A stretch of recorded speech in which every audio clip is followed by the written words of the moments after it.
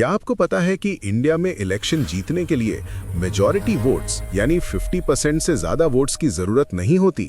हाँ, ये सच है। हमारा कॉन्स्टिट्यूशन इलेक्शंस को सिर्फ वोट डालने का तरीका नहीं, बल्कि देश चलाने का सबसे पावरफुल टूल मानता है। नमस्ते दोस्तों, वेलकम टू विज स्पेल। आज हम डीकोड करेंगे क्लास 11 पॉलिटिकल साइंस का चैप्टर 3 इलेक्शन एंड रिप्रेजेंटेशन और समझेंगे कि आखिर इंडियन इलेक्शन सिस्टम बाकी दुनिया से अलग और यूनिक क्यों है। सबसे पहले ये समझना जरूरी है कि हम इलेक्शंस क्यों करवाते हैं। एक होती है डायरेक्ट डेमोक्रेसी, जहां लोग खुद सारे फैसले लेते हैं, जैसे पुराने ग्रीस में होता था। लेकिन इंडिया जैसे विशाल देश में ये पॉसिबल नहीं है, इसलिए हम इनडायरेक्ट डेमोक्रेसी यूज करते हैं, जहां हम अपने रिप्रेजेंटेटिव्स चुनते हैं जो हमारे लिए लॉज बनाते हैं। और इन रिप्रेजेंटेटिव्स को चुनने का कॉन्स्टिट्यूशनल प्रोसेस ही इलेक्शन कहलाता है।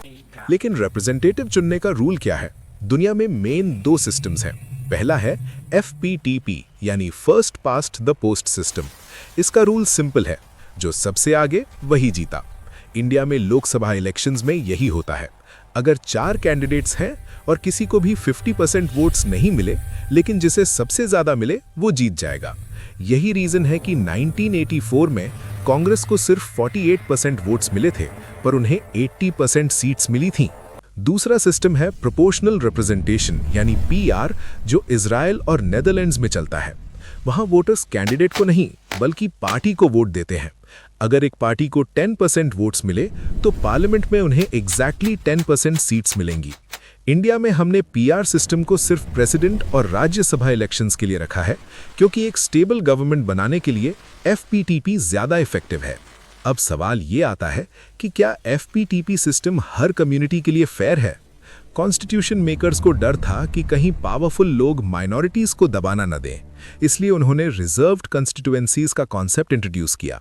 इसका मतलब है कि कुछ सीट्स सिर्फ SC मतलब शेड्यूल्ड कास्ट्स और ST यानी शेड्यूल्ड ट्राइब्स कैंडिडेट्स के लिए रिजर्व्ड होंगी, ताकि पार्लियामेंट में हर सेक्शन की आवाज पहुंच सके। ये डिसाइड करने का काम डिलिमिटेशन कमीशन का होता है। सिस्टम तो बन गया, पर वोट कौन देगा?